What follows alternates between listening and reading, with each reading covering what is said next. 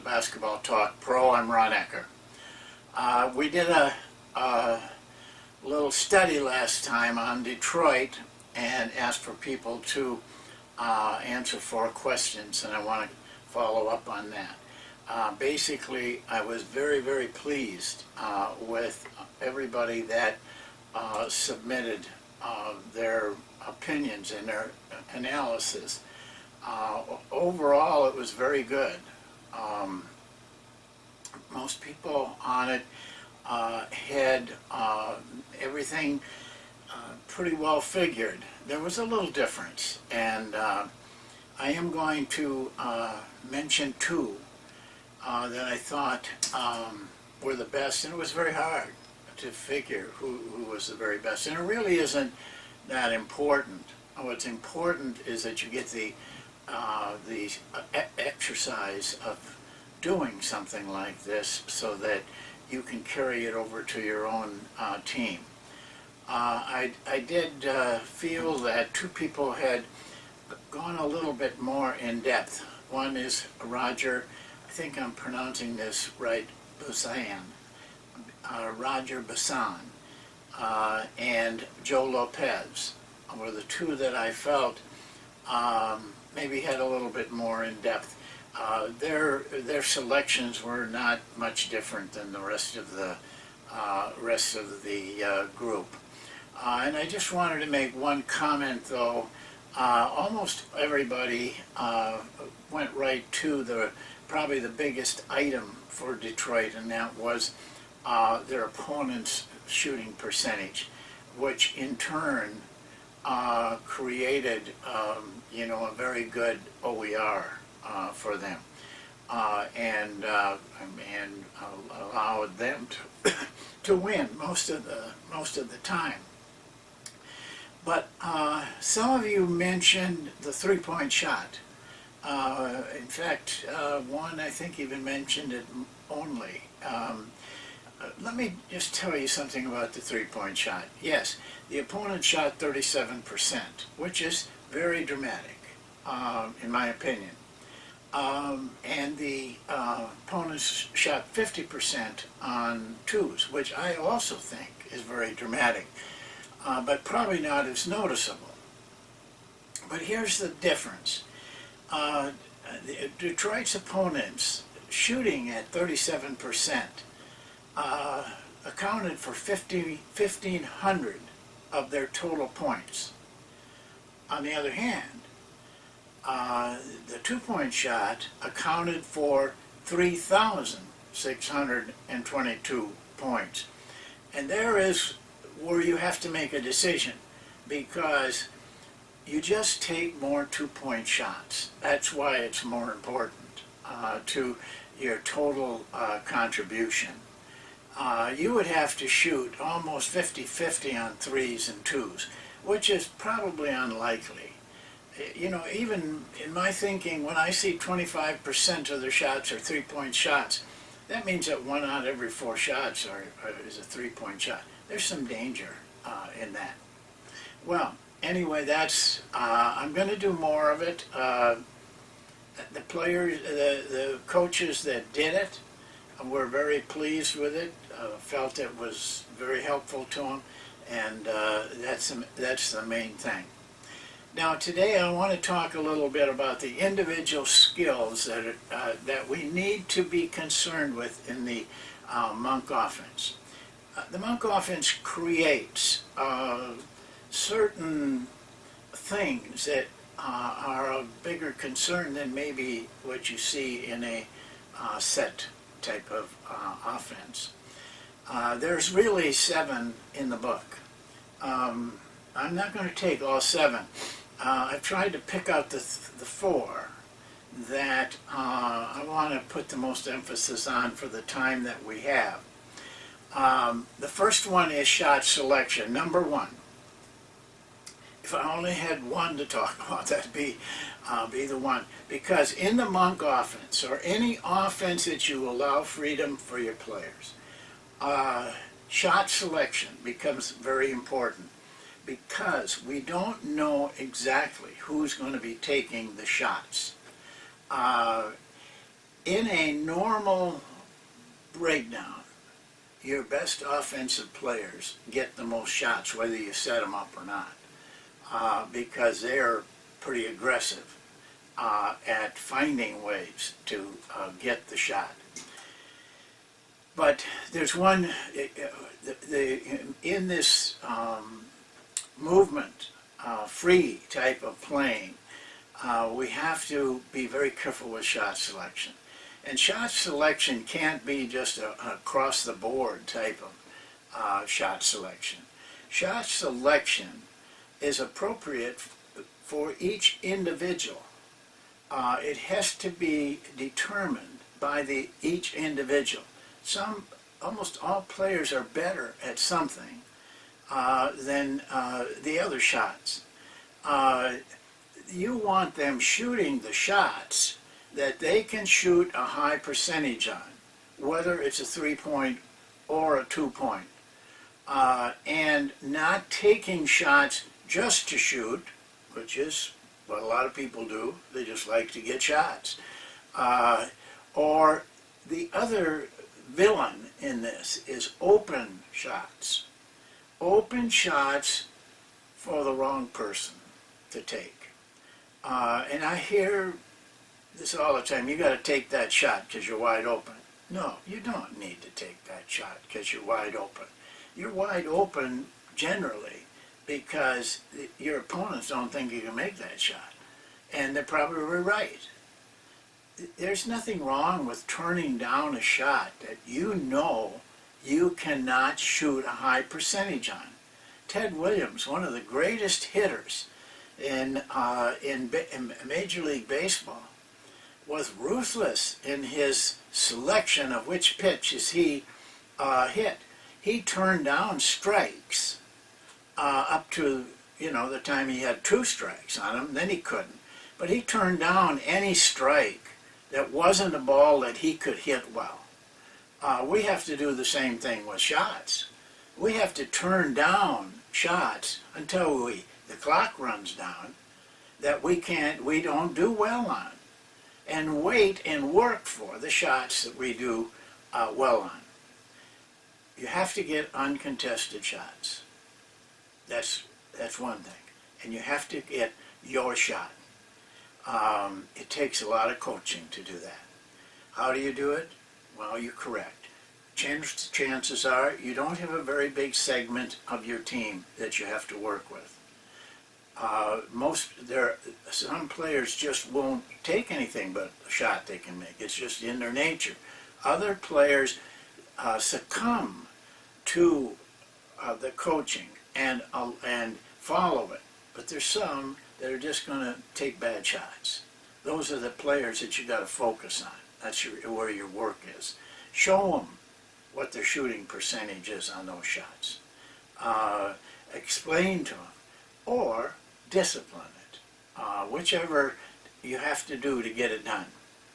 Very important in any offensive structure, but especially in the Monk offense. Second one is passing. Passing is kind of difficult to talk technique about. Yeah, you need good technique, but in the Monk offense, what you need more is vision, seeing open men, because you don't know where they're coming from because of the freedom, the players, and within our offense, as we showed you in the last session, a lot of different ways. So passers have to be able to see the man open quickly. That's why you will hear me telling the players, wait 3 counts. Give your cutters a chance to cut to an open spot. Don't be, it looks nice to quickly pass the ball around. I hear it all the time. Boy, they're moving the ball well. Well, so what? The idea is to pass to a cutter getting a good shot. It isn't moving the ball. You don't get any points for that. You get points for putting the ball in the right hands at the right time. And in the Monk offense, there is no you can't predict when those times, so you have to have good vision and you have to be able to react. I see players doing that better. Take for example, the guy who goes up for a shot and all of a sudden sees a man cutting in for a layup, and he changes his mind and makes a nice pass to the guy for a layup. Well, you can't do that and think. That reaction has to be like that, not like that, or it's all over with. So you have to have vision. You have to have reaction. That takes a lot of work and a lot of time. I prefer to teach passing within the drills that we run because those are the passes that they will get in our offense in a game. The third skill that I pay a lot of attention to, and I think everybody should, and it's underrated, cuts and cutting. We drill players on how to cut and when to cut. It's a big part of what we do. But it isn't only a big part of what we do. If you go to Synergy, for example, and look at the number of points that are scored off of cutting, and compare it to these other things like screen at the ball and all of these other things, cutting usually it creates the most points. We work at that. We work especially at the backdoor cut because it destroys most overplays, and we want players to be able to do it quickly so that they're not slowing things down. We demand that. But we also work on the weak side to the ball side cut, whether it's to the post up, to the baseline, to the elbow. Those cuts are extremely important in what we do. So you will get better at that the more you practice it. But coaches, if you don't ever practice that, it's the first thing, one of the first things we do is start working on cutting. If you don't practice it, the players won't do it because they don't know what to do and they're not aware of doing it. Okay, number 4 is rebounding, offensive rebounding. This is really a bone of contention with me and probably with others that see it differently than I do. But our rule is to put 4 men on the offensive boards. We know that is not true with most teams, and most teams don't put anybody on the offensive boards. You watch NBA games. Nobody goes to the offensive boards. They run back, protecting against the fast break. I think it leaves offensive players wide open to get, or defensive players. They don't even have to fight for rebounds anymore. We talk about blocking out. There's nobody to block out because they're all running down to the other end.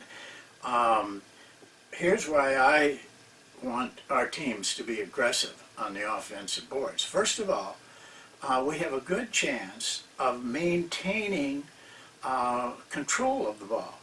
We may miss a shot, but still get the ball and still have a chance for another shot. To me, that's very big.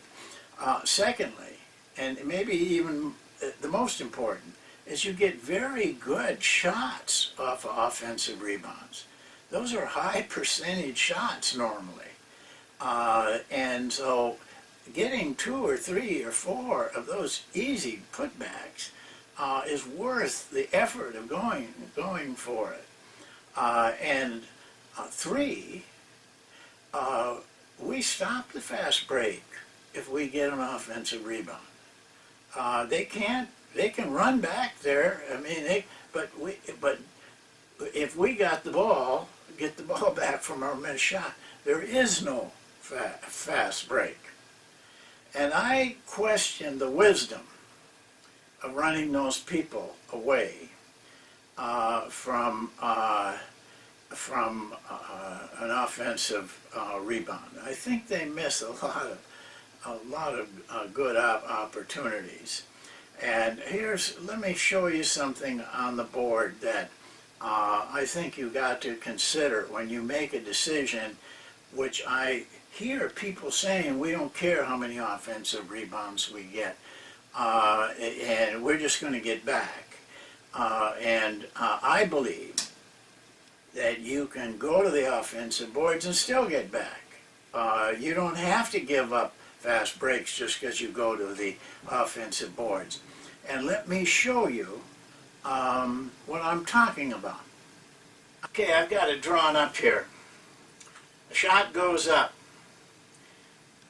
5 defensive men are in that position, or approximately that position. Nobody's perfectly in that position. Now, if everybody leaves, which they generally do, then those 5 guys have no competition. They're going to get the defensive rebound. And that's why it shocks me to see what the percentages of defensive rebounds has gotten to be. 74, 75, 76%. Offensive rebounding is in the area of 24, 25, 26%.